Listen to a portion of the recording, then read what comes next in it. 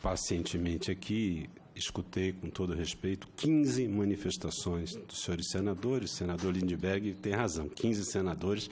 Essa é a minha 8ª audiência pública no Senado. Confesso que é a primeira que nós passamos de 10. Portanto, isso cresce, realmente mostra a importância. Vou tentar responder com muita calma e propriedade todos os questionamentos que foram feitos e agradecer as perguntas. Primeiro, nós prestamos serviço. Estamos aqui para atender as pessoas e fazemos isso, cada companhia, desde que foi fundada. Vivemos do crescimento do número de clientes, do aumento do seu volume e da atenção que damos a eles. Então, é importante, desde já, deixar claro que toda a nossa ação cotidiana, dentro de qualquer ambiente regulatório que se instale, a regra A, B, C, D, F ou J, virá sempre no sentido de atender melhor as pessoas, porque senão elas trocam de empresa, que não gostaram do atendimento na empresa A e vão para B, tá certo? Ou vão pensar em outras soluções para as suas vidas. Isso porque a nossa prática é o contrário da prática do encastelamento. E esse Senado, várias das senhoras e dos senhores aqui presentes são prova disso. Toda vez que, nunca fui convocado, toda vez que fui convidado, estive aqui, sentei a manhã inteira para debater e quero aqui reiterar, se qualquer um das senhoras e dos senhores senadores quiser que eu fique aqui até às 5, 7, 9 da noite debatendo esse tema, tem desde já o meu compromisso de permanência. Segundo, quanto ao tema IBGE, FGV, é importante explicar isso aqui. Tanto o IBGE como o FGV não estão cometendo erros ou acertos, eles têm propostas metodológicas de pesquisa. Um define 6 rotas e cada uma vez por semana monitora essas 6 rotas, como elas estão acontecendo. O outro faz mais ou menos a mesma coisa com 8 rotas ao longo de semana, mede sábado, mede segunda-feira.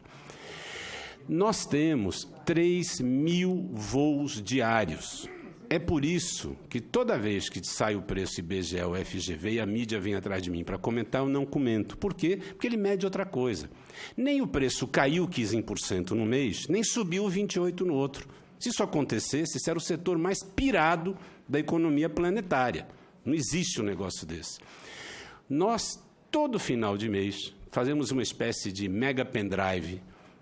Cada empresa faz, com todos os seus voos, todas as suas rotas e todos os preços efetivamente praticados nessa rota.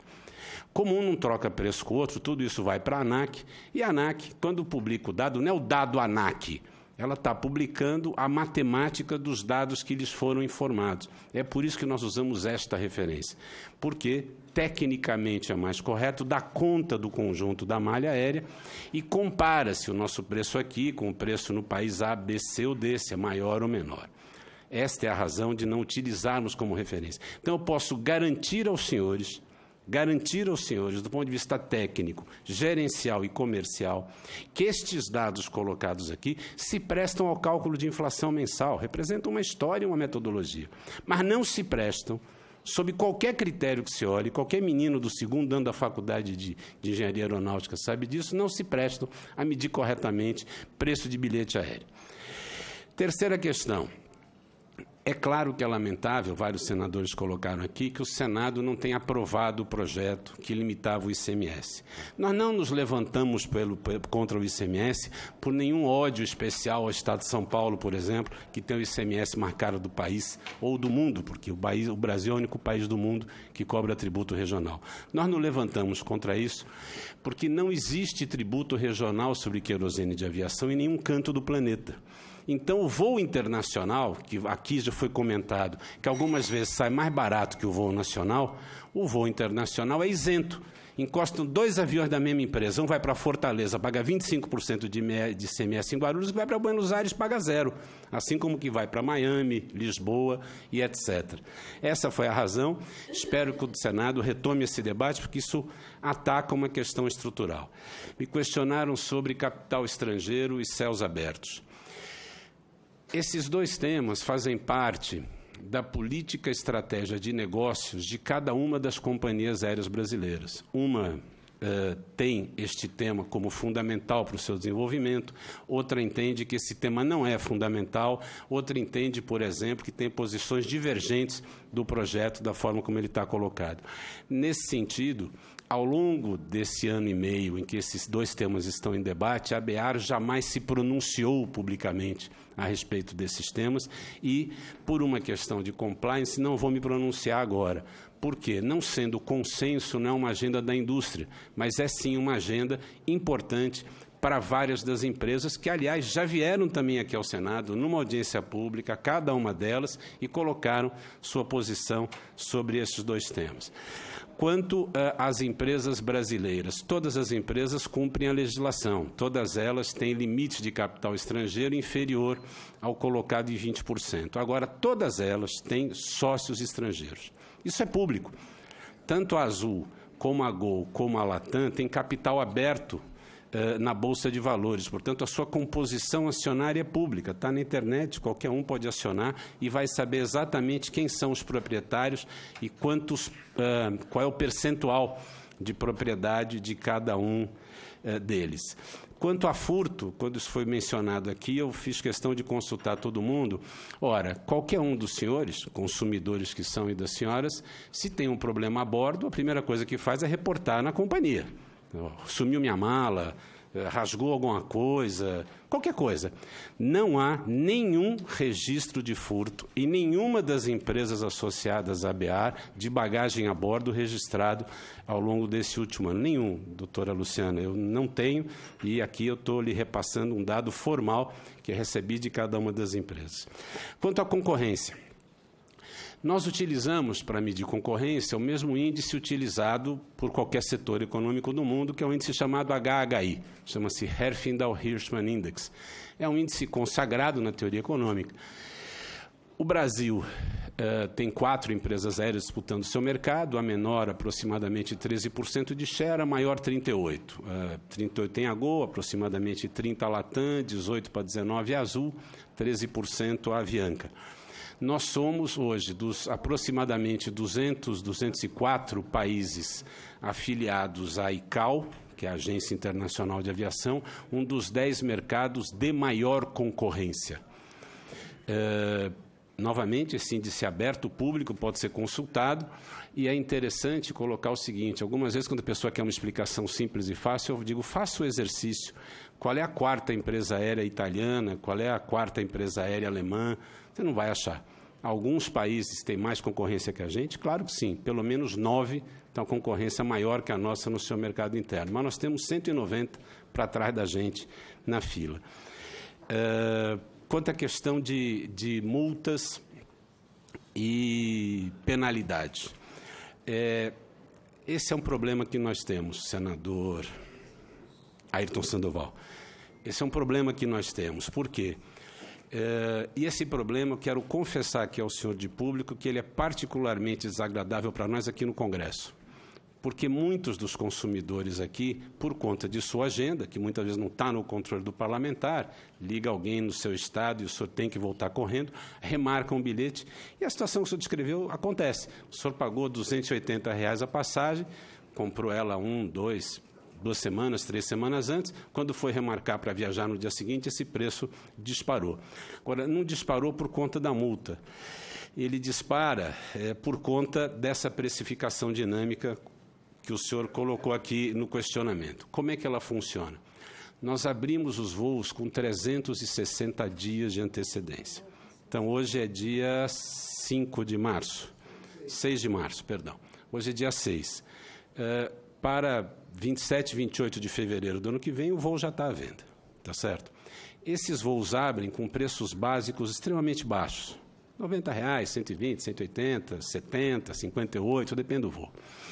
E esses preços vão oscilando conforme a demanda vai aumentando e a data do voo vai chegando.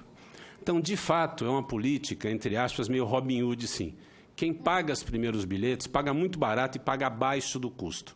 E muitas vezes, aquela pessoa que deixou para comprar no final, ou saiu da rota, por exemplo, dessa coisa mais planejada e organizada, paga um preço mais alto. É verdade, paga sim.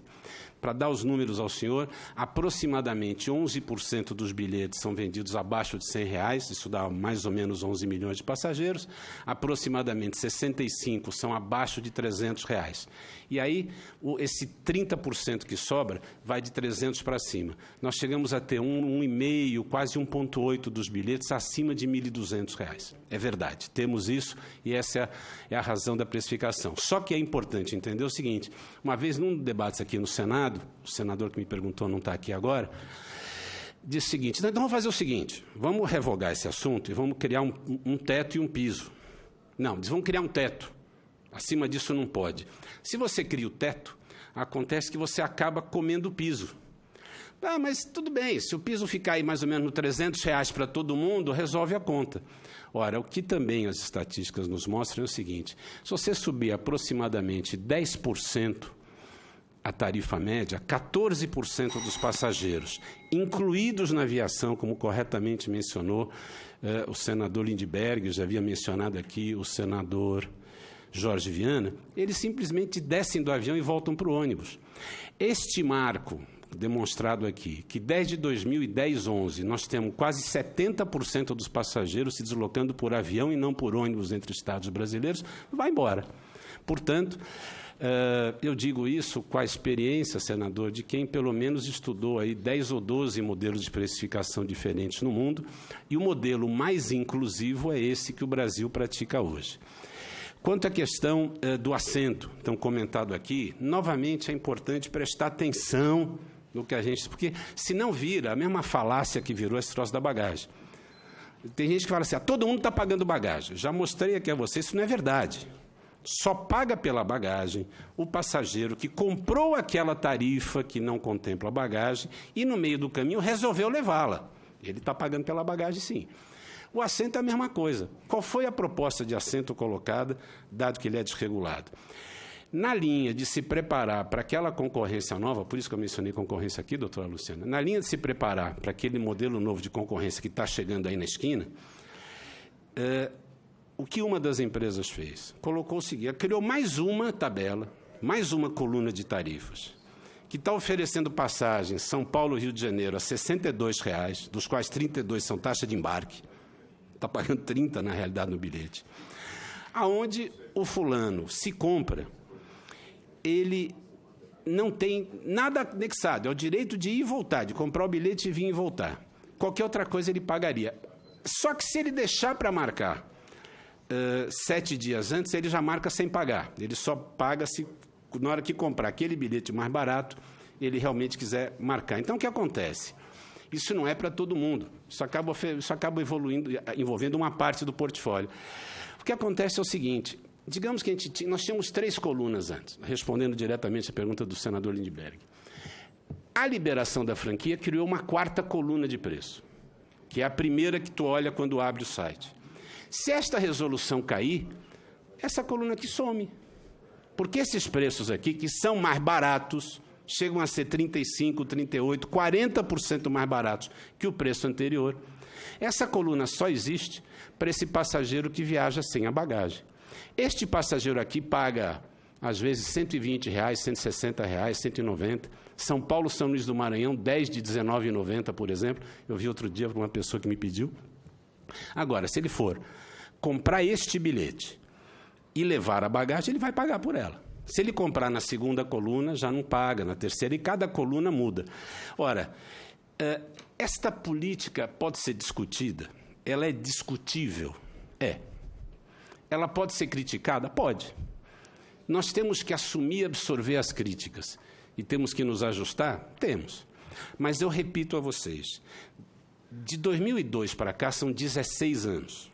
Nestes 16 anos, não há registro histórico em qualquer outro país de outra política de precificação que tenha gerado resultados mais eficazes do que esse que nós demonstramos aqui, de que 30 milhões vieram para 120.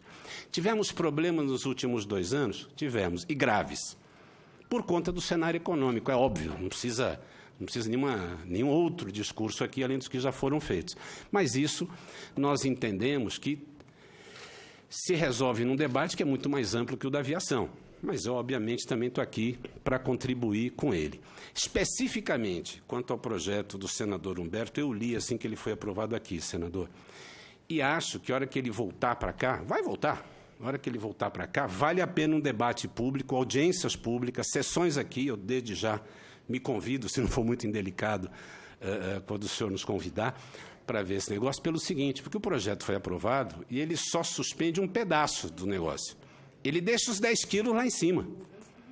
Esse é o texto que o senhor construiu. Não sei se o senhor se atentou a esse detalhe, mas vale a pena atentar. Porque se o projeto suspender essa franquia da forma como está colocado, o problema dobra. Porque, além de você cortar a coluna de preço mais acessível, você continua pondo 10 quilos lá em cima. Eu repito, toda vez que me definirem uma regra de jogo, eu vou jogar a regra do jogo. Eu sou uma atividade... Nós somos a segunda atividade mais regulada do planeta, a primeira é a energia atômica. E é bom que seja assim, nós não reclamamos disso, não somos contra ser regulado. Por quê? Porque avião, se um parafusinho sai do lugar, vocês sabem o que acontece. Então, quanto a isso, eu não tenho nenhum problema de nenhuma forma. Quero encerrar agradecendo a tolerância e a paciência da presidente, dizendo o seguinte: primeiro, reiterar meus respeitos ao Senado da República. Segundo, dizer que estou disposto a debater no gabinete de qualquer uma das senhoras e dos senhores, aqui em audiência pública de novo, na medida em que me deem esta oportunidade, como agora me foi dada, e presto aqui minhas homenagens à senhora presidente, de estourar completamente o meu tempo, mas poder dar conta, da melhor forma que eu conseguir, de todas as questões que nos foram colocadas. E concluo dizendo o seguinte: acho fundamental que a gente possa debater, na realidade, uma política de transporte. Porque tem razão, doutora Luciana, quando comenta aqui, que tem um problema com o trem, com o ônibus, etc, etc. Não tem nenhum problema. Se tiver trem aqui que gere concorrência conosco, vamos embora. Nós somos acostumados a crescer na concorrência. A aviação não tem subsídio. É o único modal de transporte deste país que não tem um centavo de subsídio público e nós não defendemos que o tenha. Tá certo? Agora, este debate é importante ser feito dessa política de transporte. Eu estive aqui 8 vezes esses últimos meses, estarei outras 8 e quantas vezes o Senado convidar. Mas creio que enfrentar esse debate sobre o transporte geral ajudará a resolver pelo menos 2/3 da nossa agenda. Quando o fluvial entrar aqui, o terrestre, o ferroviário, todos aqueles que também têm suas demandas a fazer à nação, e nada melhor que o Senado como uma caixa de ressonância para colocar esses problemas. Muito obrigado pela tolerância e pela paciência de todos. Bom, nós agradecemos aqui a participação